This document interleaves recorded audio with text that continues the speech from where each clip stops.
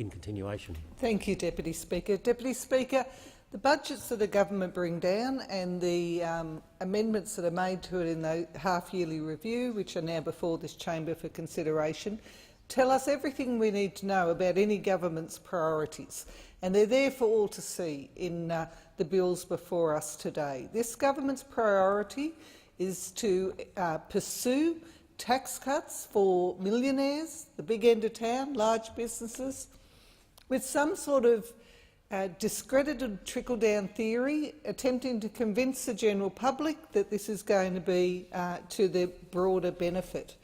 It's interesting to note that the Prime Minister, having visited the US in recent days, has again reiterated his view that this is the way to go for the Australian experience and the Australian economy. There is a glaring and chasm of a difference between the government's view on what is needed and its priorities, as reflected in its bills, and what I am hearing directly from my community, and I'm sure many of my colleagues are as well. What I hear consistently from local constituents is that they are feeling squeezed, that they're finding it harder and harder to bring sufficient income into their household to meet the increasing costs of living across the board that they are facing. And that doesn't matter whether they're wage earners, small business owners, people on a pension, an income support payment of any sort. All across the board, the feedback is that the pressure on the fact that their incoming money into their household, however it's made up, is just becoming increasingly less able to meet the costs of living that they face. And I want to take the few minutes that have left to me in this debate to report to the House, because I wanted to get a deeper sense of how this is playing out in my community.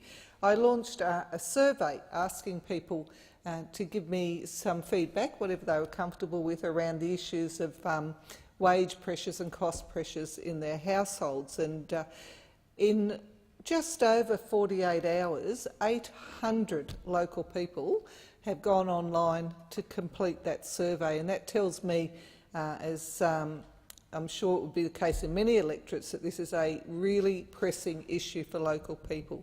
And I want to highlight on one aspect. I particularly asked questions around health and private health insurance because it's a debate that we're having at the national level.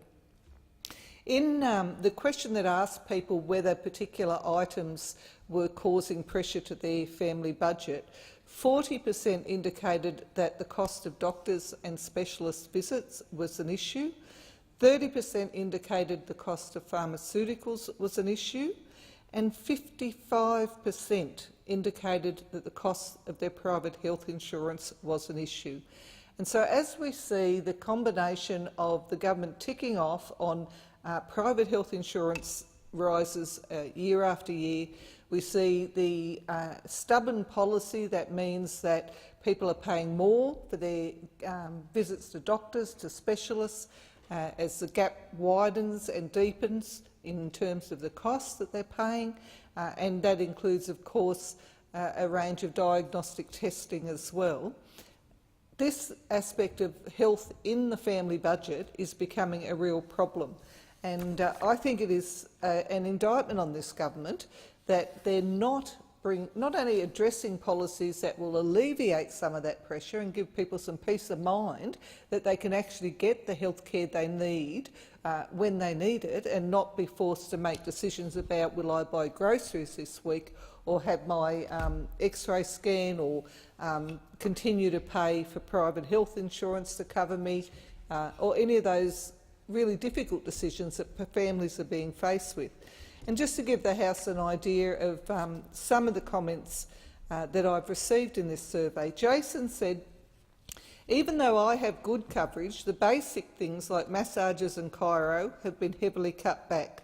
Medicines are always being removed from any coverage, and the cost of insurance is always increasing, but not the coverage." And I think Jason's last comment there really captured, with private health insurance, the common frustration that people are expressing. The cost is always increasing, not the coverage. and that's a frustration. Martin said to him it's not considered value for money. The premiums keep going up and the cover, that is exclusions, keep reducing. The gap payments are excessive and keep increasing. Helen wrote to me, it was recently useful when my partner had to have surgery. We had to pay the excess only for the actual hospital stay. However, the specialists can charge what they like despite supposed agreements with private hospitals. So we were very out of pocket with the co-payments and any specialist visits subsequently, and there were 3 specialists involved. At Roslyn, my health fund does not cover anything like the amount doctors charge.